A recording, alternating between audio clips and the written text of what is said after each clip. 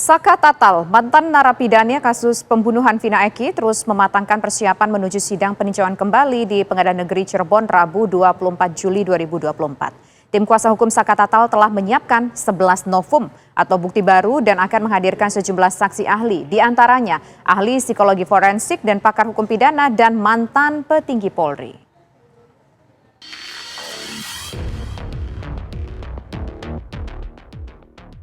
Mantan narapidana kasus pembunuhan Vina dan Eki, Saka Tatal dan tim kuasa hukumnya terus bersiap untuk menghadapi sidang peninjauan kembali atau PK yang digelar di Pengadilan Negeri Cirebon Rabu 24 Juli 2024. Tim kuasa hukum Saka Tatal telah menyiapkan 11 novum atau bukti baru ke dalam memori peninjauan kembali. Memang novum yang kita ajukan ini ada 11 ya. Kemudian beberapa temuan diantaranya itu adanya pengakuan atau pencabutan pengakuan daripada Liga Akbar ya. Pengakuan atas kesaksian. Kemudian adanya keterangan bahwa DPO itu fiktif dan tinggal satu orang dan ternyata dibebaskan. Untuk menambah kekuatan dan meyakinkan hakim di sidang peninjauan kembali, kuasa hukum akan menghadirkan sejumlah saksi ahli, diantaranya ahli psikologi forensik, pakar hukum pidana, dan mantan petinggi Polri. Persiapannya juga kita sudah meminta beberapa saksi ahli, sudah bersurat, sudah berkomunikasi termasuk kepada tokoh masyarakat. Kita sudah menyatakan supaya para saksi itu bisa hadir di persidangan PK Saka, diantaranya juga Bapak Reza Indragiri. Sebetulnya kalau Pak Reza Indragiri kan paham betul semua berkas yang tertuang dalam sejak BAP sampai putusan. Justru dari Pak Reza Indragiri lah yang berani meyakinkan saat itu, pertama kali orang yang berani meyakinkan, yang membuat pernyataan apakah betul terjadi pembunuhan dan pemerkosaan dalam kasus Vina dan Eki di 2016. Justru kalimat itu kan yang semakin menguatkan saya waktu itu, yang berkomunikasi pertama kali dengan Pak Reza Indragiri, menguatkan saya berarti apa yang saya sampaikan di 2016 itu memang tidak salah. Hanya saya tidak punya peluru untuk menyatakan kebenaran itu secara maksimal. Beberapa saksi ahli juga seperti Pak Azmi Saputra juga sudah sedikitnya memahami berkas itu, juga akan diundang, diminta untuk hadir sebagai saksi ahli. Kemudian Bapak diantaranya tokoh-tokoh lainnya Pak Susno Duaji juga yang memahami perkara itu, kita akan minta hadirkan sebagai saksi. Kemudian Pak Uklu Suseno juga akan dimintakan sebagai saksi. Kuasa hukum berharap sidang peninjauan kembali dapat memberikan keadilan bagi Saka Tatal dan membuktikan Saka Tatal bukan pelaku pembunuhan Vina dan Eki.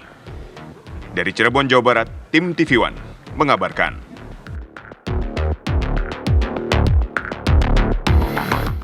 Pemirsa, seperti apa perkembangan dari Pengadilan Negeri Cirebon, Jawa Barat satu hari jelang sidang perdana peninjauan kembali mantan terpidana Saka Tatal? Kami ajak Anda bergabung bersama reporter Rehana Mezia. Rehana, bagaimana dengan persiapan di Pengadilan Negeri Cirebon untuk sidang perdana PK Saka Tatal ini?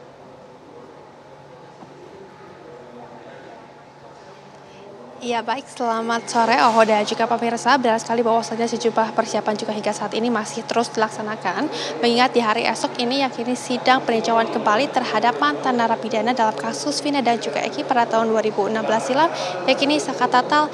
Hingga saat ini memang pihak dari Pengadilan Negeri juga masih melakukan sejumlah persiapan, diantaranya adalah untuk mempersiapkan ruangan dan juga mempersiapkan sarana dan juga prasarana. Dapat kami informasikan juga hingga saat ini pihak dari Pengadilan Negeri Cirebon telah menunjuk setidaknya ada 3 nama hakim dan juga 1 jaksa, di mana dapat kami informasikan untuk nama hakim sendiri ada Rizky Yunia sebagai ketua majelis hakim, kemudian juga ada Galuh Rahma Esti dan juga Justisia Permatasari yang ditunjuk sebagai hakim anggota. Sedangkan untuk jaksanya sendiri yakini yang ditunjuk adalah merupakan Asep Sunarsa. Ada pula jika kita lihat memang agenda di esok hari ini akan dilaksanakan sekitar pukul 9 pagi waktu Indonesia Barat di ruang sidang Syakra yang ada di belakang saya saat ini, dan kemudian juga nantinya pemirsa untuk teknisnya sendiri kami juga hingga saat ini memang masih menunggu konfirmasi dari pihak baik itu dari pihak yang dari kejaksaan, terutama dari pihak hakim, apakah memang sidang ini akan dilanjutkan dalam 1 minggu ini ataukah akan ditunda kemudian akan dilanjutkan di minggu selanjutnya.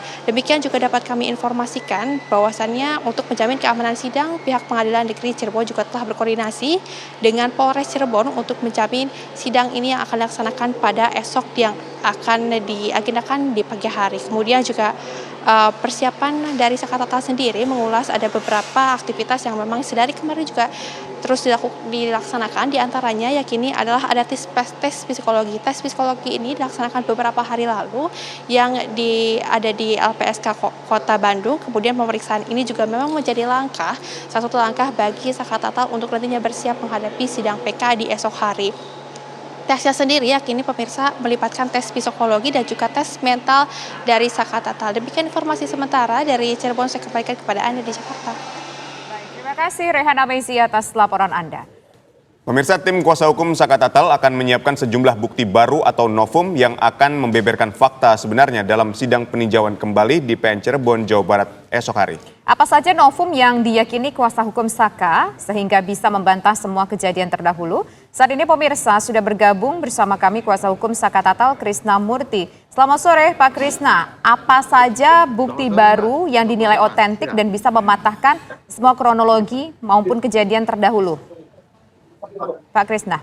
Begini, artinya bahwa semakin hari mendekati PK kita, semakin menarik dalam kasus ini. Tiba-tiba, pertama kita lihat adanya keterangan Liga Akbar yang dicabut.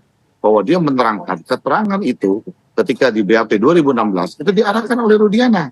Lalu kemudian, kemarin di YouTube, ada lagi seorang yang bernama Dede. Dia itu adalah saksi yang pertama kali melaporkan kejadian peristiwa ini. Akibat laporan Dede itu mengakibatkan adanya 7 terpidana hukuman mati dan 8 tahun hukuman Sakatatal. Nah ini dia bermuncul. Artinya apa? Bahwa dia menerangkan dia tidak mengetahui kejadian malam itu. Lalu dia juga mengatakan tidak ada lempar batu. Dia diajak air, dia dibawa ke Polres, lalu di BAP diarahkan oleh Rudiana. Nah, ketika dua tersangka, dua kesaksian yang memberikan pernyataan ini berarti diarahkan oleh Rudiana, maka di sini kita bisa lihat Rudiana memasukkan saksi. Artinya dua orang ini menjadi korbannya Rudiana. Nah, kita lihat lagi kembali tarik dari prapitnya Peggy. Lalu Peggy dibebaskan. Sementara di dalam 2016 ada 3 DPO yang sudah diputuskan. Lalu 2 dianulir.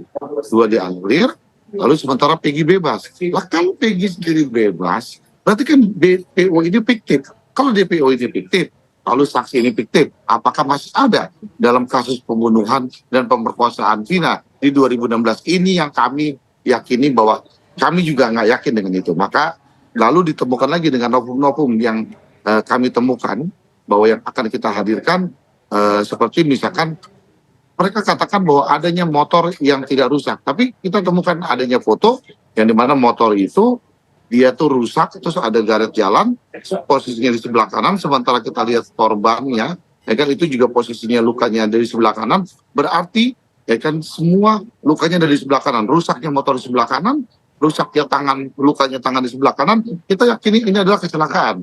Kalau kita temukan lagi adanya bukti foto lagi, ya kan di baut yang menempel daging di lampu jalan. Nah, bukti-bukti inilah yang akan kami sajikan di dalam persidangan besok. Dan insya Allah kami yakin dengan bukti-bukti yang lain, ada pendapat ahli, ada pendapat psikologis, pidana dan sebagainya. Ini yang membuat keyakinan kami bahwa insya Allah PK kami dapat dikabulkan.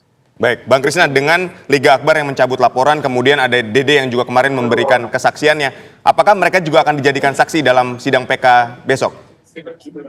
Kemarin kita sudah berkomunikasi, karena mereka ada kaitannya di 2016, bahwa mereka bersedia untuk hadir di dalam kesaksiannya sidang PK yang akan diselenggarakan 24 Juli. Cuman agenda saksinya tanggal berapa besok mungkin kita akan baru tahu setelah kita sidang PK.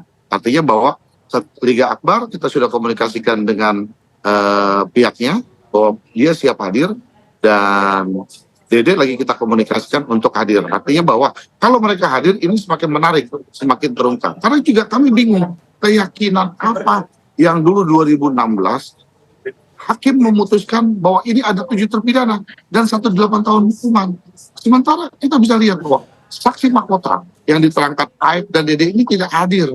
Lalu ada lagi SMS yang tidak dibuka oleh mereka. Lalu ada lagi CCTV yang tidak dibuka oleh mereka. Lalu ditemukan adanya cairan sperma, dan sperma itu juga tidak dites DNA. Nah inilah yang membuat kami bingung kenapa hakim memutuskan hukumannya seumur hidup dan sakit 8 tahun. Dari mana keyakinannya? Kami juga nggak ngerti itu. Oke, baik. Terima kasih Pak Krisnamurti selaku kuasa hukum dari Sakatatal. Selamat sore.